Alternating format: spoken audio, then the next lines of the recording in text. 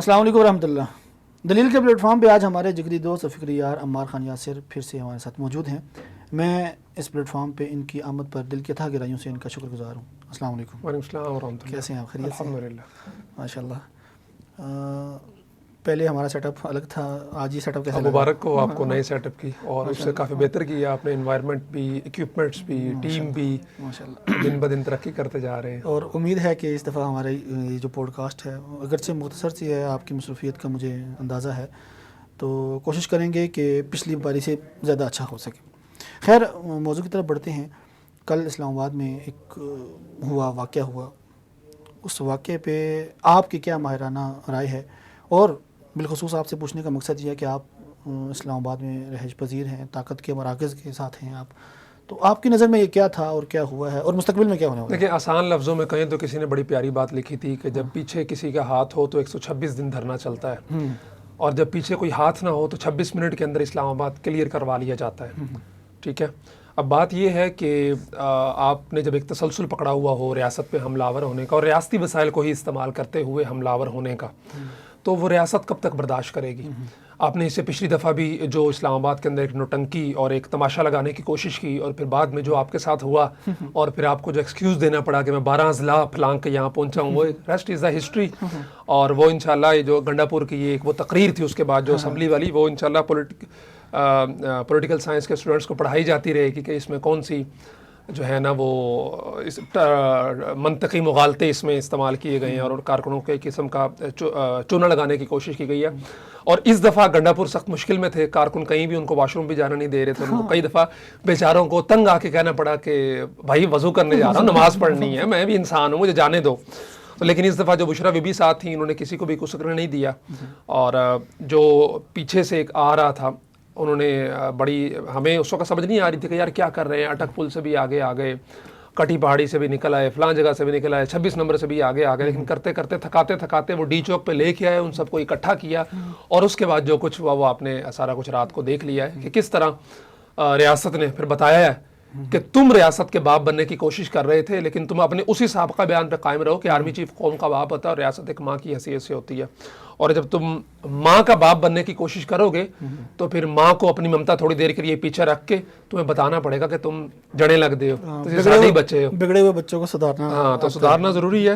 تو یہ ساری صورتحال اب سوچنا کہ نہیں ہونا چاہیے, لیکن آپ کو, آپ کہتے ہیں نا ہر ایکشن کا ریئیکشن ہوتا ہے, تو پھر ریئیکشن کے بعد بھی کچھ نہ کچھ ہونا ہوتا ہے, وہ تو ہونا ہی تھا. چلے, رات کی بات گئی. مسئلہ یہ ہے کہ آج جو گنڈا پور صاحب نے 11 بجے پریس کانفرنس کرنی تھی وہ لیٹ ہوتی ناگزیر وجوہات کی بنا پر. اصل میں میرا ماننا یہ ہے کہ کچھ منہ دکھانے کے قابل عوام کو ہوتے تو تب وہ پریس کانفرنس کرتے. انہوں نے کچھ ادھر ادھر سے کوئی توڑ تاڑ کر کے کچھ جوڑ تاڑ کی, کچھ ان کے ساتھ اپنے جو سکرپٹ رائٹر ہیں ان سے رابطہ کیا ہوگا, کچھ ایکسکیوز وغیرہ. خیر, ایک کہانی بنا کے وہ 3 بجے کے لگ بھگ انہوں نے پریس کانفرنس کی ہے. بلکہ میں تو اس کو پریس کانفرنس کی جگہ ایک جلسی کہوں گا, بڑا دھواں دھار خطاب کیا, اور ایوب نے بھی خطاب کیا.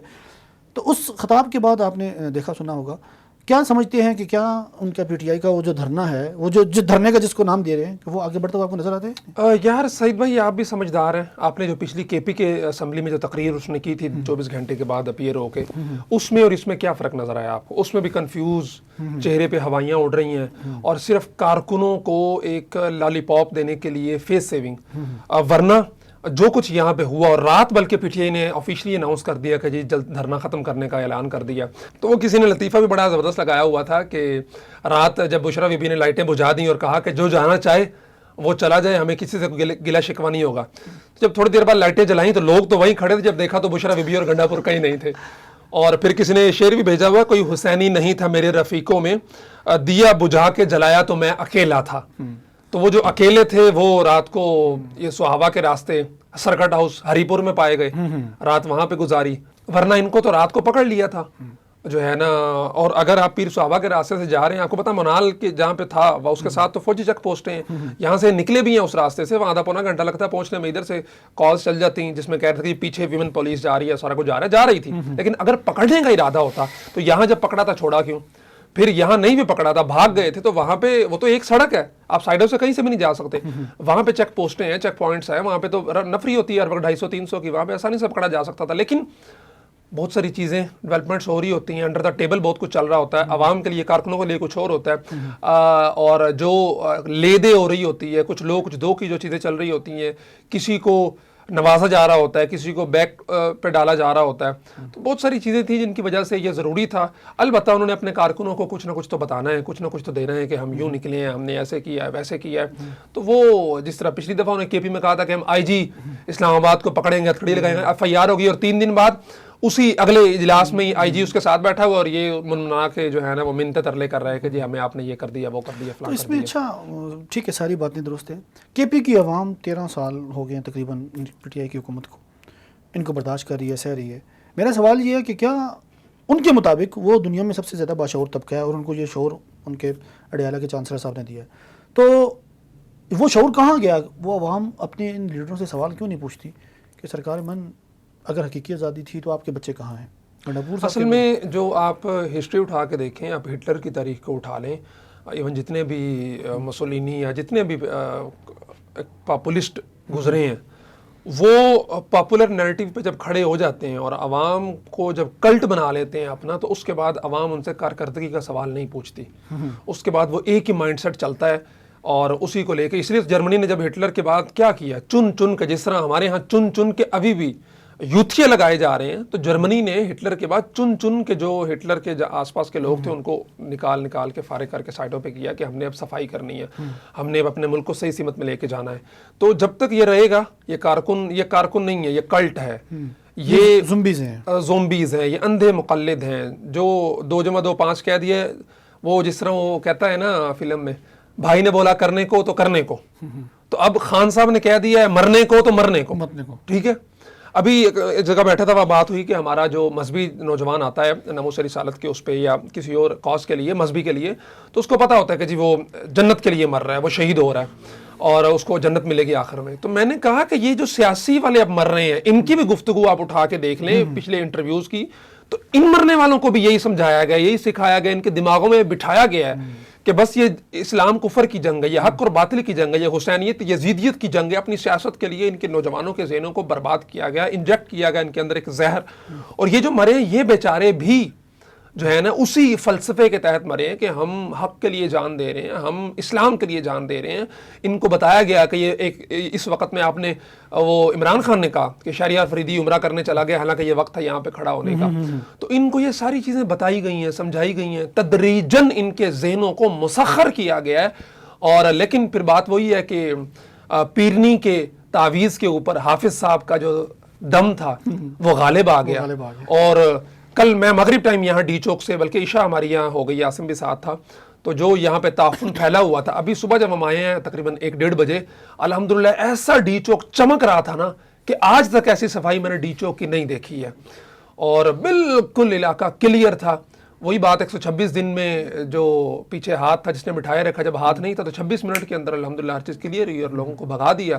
اور پھر اٹک پل آپ کو پتا ہے، وہاں پہ بھی کنٹینر لگائے، وہاں سے لوگ پکڑے گئے، 5-7 گاڑیاں یہاں سے بھر کے جو وہ منتقل کی گئی۔ پھر 60-70 گاڑی جو تھی وہ آج صبح پولیس نے اٹھا کے وہ پارکنگ میں کھڑی کی ہے، ان کے اوپر FIRs ہوں گی، پھر جو ہے نا ان کی سپرداری کے لیے جو لوگ آئیں گے ان پہ FIRs ہوں گی۔ تو یہ لمبا پروسیس چلے گا، یہ دیکھیں گے۔ آپ لوگ کہہ رہے تھے بھی حکومت کھنسی ہے، ادارے کچھ نہیں کر رہے، کوئی اسٹریٹجی نہیں ہے، نہیں، ان کو لے کے آنے دیا گیا، تھکایا گیا، پھر اس کے بعد کارروائی کی گئی، اور اب یہ لمبا عرصہ چلیں گی، جیو فینسنگ بھی ہوگی، ہر چیز ہوگی انشاءاللہ۔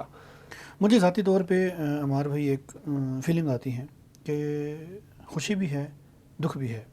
خوشی اس بات کی ہے کہ ریاست جیت گئی ہے، ایٹمی ریاست نے اپنا فرض ادا کیا ہے۔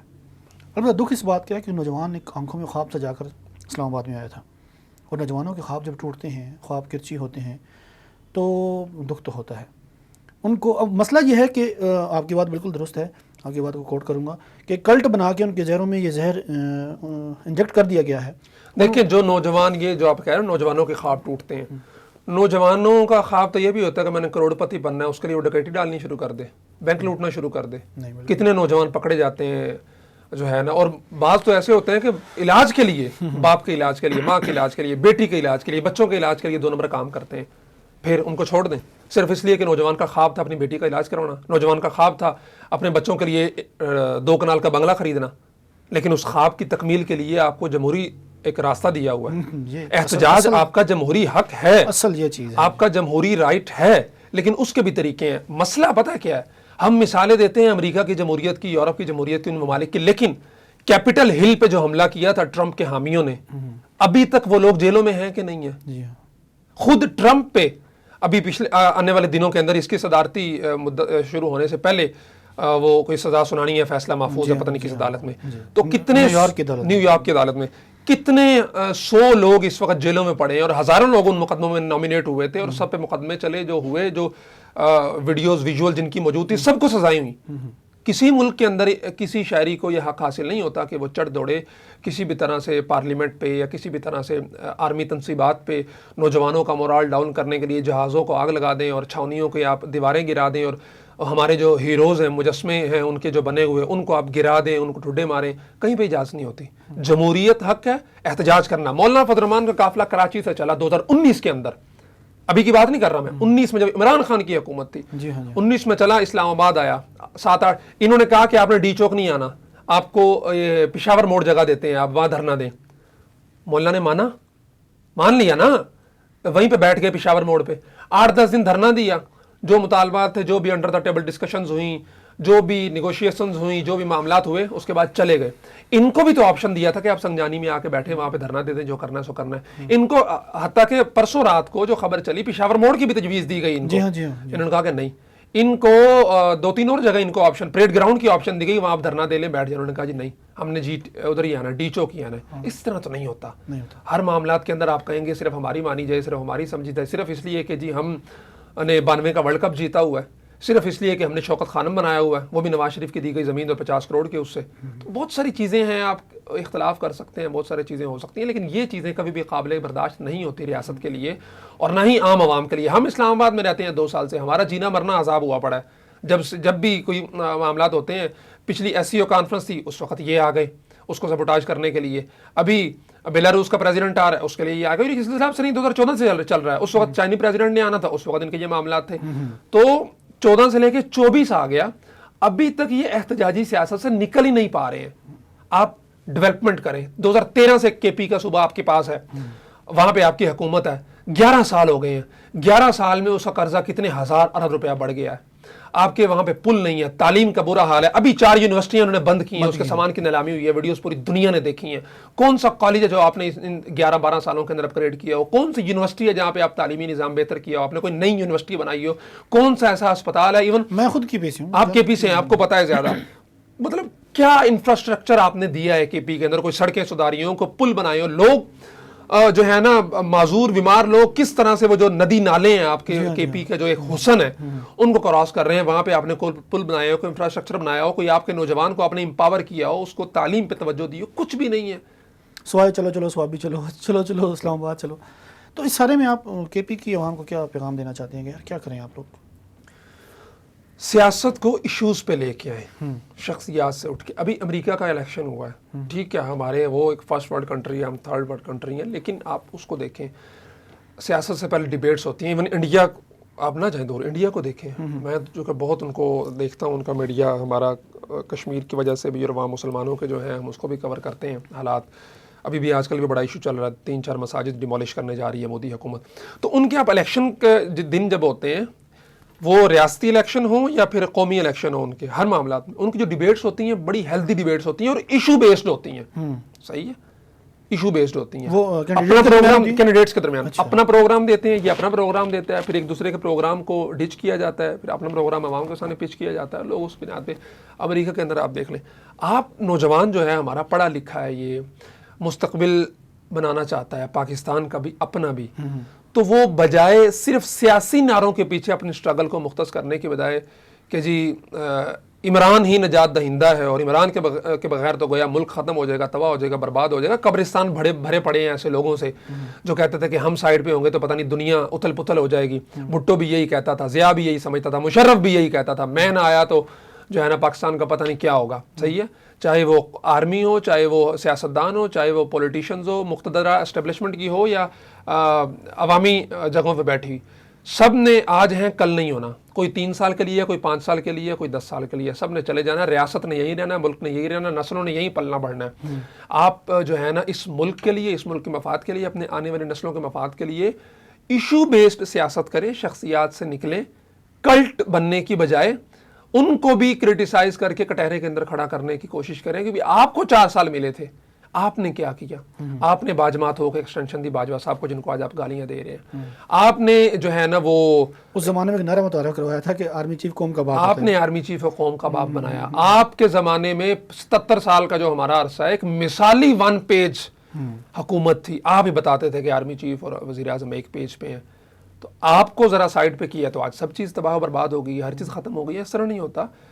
دنیا بہت وسیع ہے, زمانہ بہت وسیع ہے, اور اس زمانے کو, اس دنیا کو, اس ملک کو شخصیات سے بالاتر ہو کے اپنا ملک سمجھ کے آپ اس کو بہتر کرنے کی کوشش کریں. انشاءاللہ اللہ تعالیٰ آپ کے لیے بھی بہتر کرے گا, ملک کے لیے بھی بہتر کرے گا. تو عزیزان گرامی, اسی اچھے نوٹ کے ساتھ ہم آج کی اس گفتگو کا اختتام کرتے ہیں کہ شخصیات کی بجائے ملک کا سوچیں, کلٹ سے باہر نکل کے سوچیں, اس فتنے کو فتنہ سمجھ کے سوچیں اور اس سے اپنے آپ کو دور رکھیں. تب جا کے نہ صرف ہمارے اس صوبے کی بھلائی ہے بلکہ ہمارے ملک کی بھی بھلائی ہے. ملتے ہیں انشاءاللہ کسی اور ویڈیو میں. ہم اپنے دوست عمار خان جاسر کا شکریہ ادا کرتے ہیں. اپنا خیال رکھیے گا. اللہ حافظ.